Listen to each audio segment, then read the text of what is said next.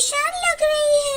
हाँ बेटी, घर में सिर्फ एक दिन का राशन बचा है। मुझे ये फिक्र है हम कल क्या खाएंगे। मम्मा आप ही तो कहती है ना, चाहे कुछ भी हो जाए मुश्किल समय का मुकाबला करते हैं। हाँ बेटा तुमने ठीक कहा। फिर मम्मा चिड़िया घर पे जो चावल थे वह एक कटोरे में पका के ले आती है। मम्मा ये चावल खाने से हम दोनों का पेट तो नहीं भरेगा। आप ये चावल खा ले, मैं कल खा लूंगी। गुड़िया बेटी, मैंने तो चावल पकाने से पहले ही 2 दाने खा लिए थे। ये चावल आप ही खा ले। दोनों माँ बेटी एक दूसरे से बातें कर ही रही थी कि उनके दरवाजे पे दस्तक होती है। मम्मा आप ये चावल खाएं, मैं देखती हूँ बाहर कौन है। फिर गुड़िया बाहर जाके देखती है।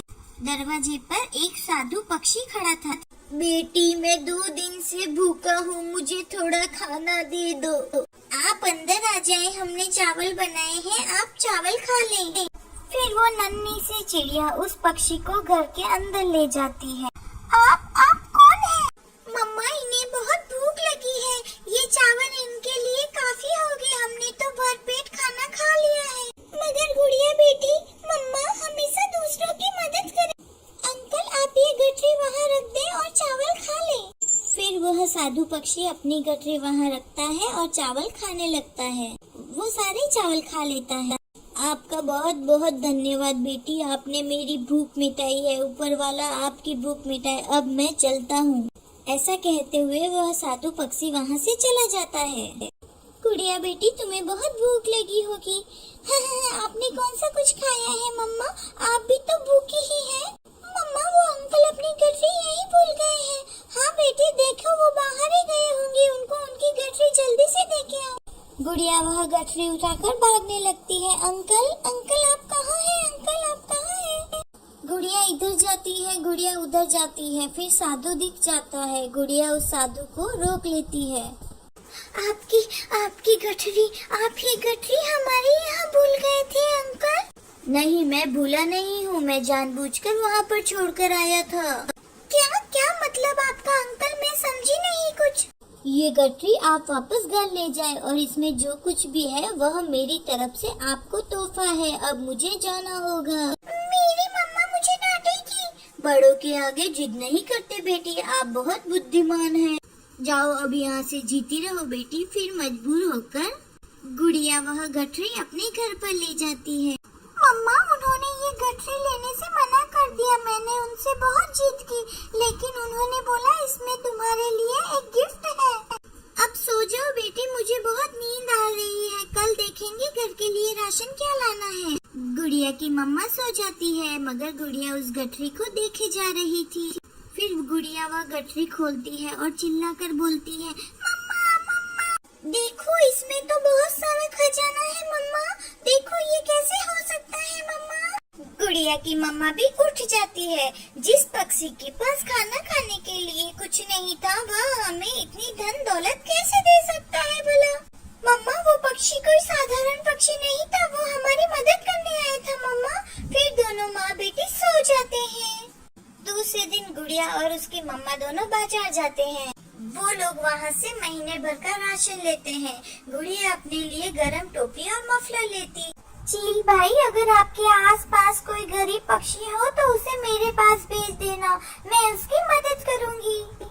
चिड़िया मगर तुम्हारे पास इतना पैसा कहाँ से आया? ये सब ऊपर वाले की देन है। चील के पास गौरी कौवी रहती थी। वह हमेशा की तरह चील को रास्ते में ही रोक लेती है। प्लीज आज एक रोटी मुझे दे दो, मैं बहुत ही भूखी हूँ। चिड़िया के पास जाओ, चिड़िया के पास वह सब गरीबों की मदद कर रही है। चिड़िया वो तो खुद बहुत गरीब है, कोई चमत्कार हुआ है उसके साथ। अब वो गरीब नहीं बल्कि गरीबों की मदद करती है। हैरान होकर गौरी कौवी चिड़िया के पास जाती है। चिड़िया अपने घर के बाहर ही बैठी होती है। अरे चिड़िया तुमने नया घर कब बनवा लिया? गौरी बहन मैंने आज ही मेरे घर की छत नई करवाई है। मेरी छत में से बहुत पानी टपकता था। अरे वाह, रातों रात ये सब कैसे किया? फिर चिड़िया रात वाली साधु पक्षी की बात बताती है। गुड़िया उस साधु की गठरी उसको देने गई तो उसने इनकार कर दिया। अरे ऐसा पक्षी मुझे क्यों नहीं मिलता? अरे छोटी चिड़िया ऐसे सारे चमत्कारी काम तुम्हारे साथ ही क्यों होते हैं? आप आप बैठिए, मैं आपके लिए रोटी लेके आती हूँ। मुझे नहीं लेनी तुमसे रोटी वोटी, मैं तो अब उस साधु पक्षी को ही ढूंढूंगी। ऐसा कहकर गौरी वहाँ से भाग जाती है। गौरी इधर जाती है, गौरी उधर जाती है। गौरी को भी पूरे जंगल में उस साधु को छान लेती है। वह उड़ते उड़ते दूसरे जंगल की तरफ जाती है। एक सूखे पेड़ के पास गौरी कौवी को वह साधु पक्षी मिल जाता है। गौरी तुरंत वहाँ जाती है। साधु पक्षी जी, साधु पक्षी जी, मैं आपको कब से ढूंढ रही हूँ। क्या आपको भूख लगी है? मैं आपको खाने के लिए कुछ लाकर दूँ? नहीं, मुझे इस समय भूख नहीं लगी है। तो बिना कुछ खाए एक चिड़िया वाली गठरी मुझे भी दे दो। तुम ऐसा करो, यह लड्डू ले जाकर पीपल के पेड़ पे बैठी हुई बूढ़ी कबूतरी को दे आओ, फिर मैं तुम्हें वो गठरी दे दूंगा। मैं अभी आई। गौरी वह लड्डू का कटोरा लेकर पीपल की पेड़ की तरफ उड़ती है। जाते हुए गौरी कौवी एक पेड़ पर रुक जाती है। वो बूढ़ी कबूतरी इतने लड्डू खाकर क्या करेगी, और उस साधु पक्षी को क्या मालूम कि ये सारे लड्डू मैंने खा लिए हैं। ऐसा कहकर गौरी कौवी सारे लड्डू खा जाती है। फिर गौरी कौवी वापस चली जाती है। साधु जी, अब जल्दी से मुझे वह चिड़िया वाली गठरी दे दे, मैं बहुत थक गई हूँ। तो ये बात है, लो, जैसा काम वैसा ही नाम। ऐसा कहकर साधु बाबा गौरी को एक गठरी दे देता है। गौरी वह गठरी लेकर खुशी खुशी वहाँ से चली जाती है। थोड़ी दूर जाकर गौरी कौवी वह गठरी खोलकर देखती है। मर गई, मैं तो मर गई।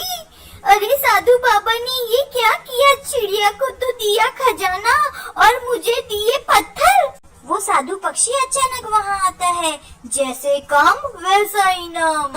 मैं तुम जैसे झूठे और लालची पक्षी की मदद नहीं करता। चिड़िया एक अच्छी पक्षी है और उसकी बेटी बहुत दयालु है, और तुम एक बहुत लालची पक्षी हो, और तुम्हारे लालच की तुम्हें यह सजा मिली है। गौरी उधर से रोते हुए चली जाती है। अगर आपको ये कहानी अच्छी लगी तो हमारे वीडियो को लाइक करें और हमारे चैनल को सब्सक्राइब करना ना भूलें। धन्यवाद प्यारे दोस्तों।